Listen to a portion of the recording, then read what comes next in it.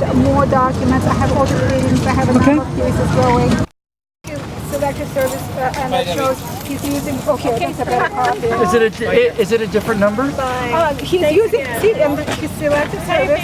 He's using the same number as on his tax returns. And here you can see SSVS saying this never signed. Not only he doesn't have a valid birth certificate, he does not have a valid social security number. Well, now isn't that interesting? And no one will talk about this. Yeah. Isn't it maddening? And no one wants to. The media won't talk about it. Our representatives won't talk. Bill, but what are your thoughts about Obama's eligibility? I think, I maintain this from the beginning. At this point, his eligibility is moot. Well, I mean, this argument, I'm not trying to destroy the work you're doing, because it's all part of getting him out of office for another term, but he's been president of the United States for 3 years now. I think what's much more interesting than his eligibility issue is the issue of his associates and the people he associated with from the beginning. I mean, just the people that he admits to being mentored by in his own book. It doesn't have to be some big right-wing conspiracy.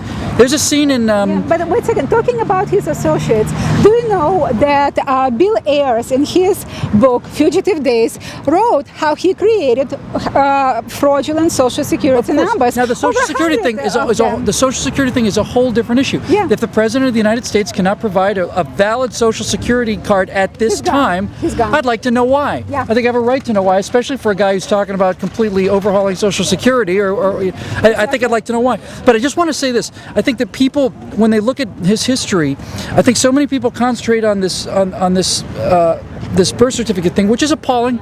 But I really think if you just look at, in his own words, guys like Frank Davis, I mean, there's a scene in Dreams from My Father. There's a chapter in his own book, in his own words, where he says he's 11 years old. They're taking him to a bar.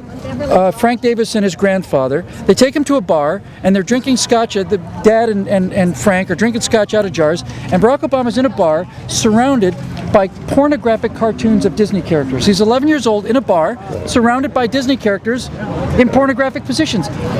I think that's something people should know. Yeah. You're walking your 11-year-old kids through Disneyland, and this 11-year-old boy is sitting in a bar, listening to people bitch about things as they're drinking scotch, surrounded by pornographic images of Disney characters. Yeah. And all of his associations are like that. All of them. They're all either Marxists or outright communists who are defending people in trials as communists, or they're radicals who want to blow up the country. Yeah, exactly. One more question.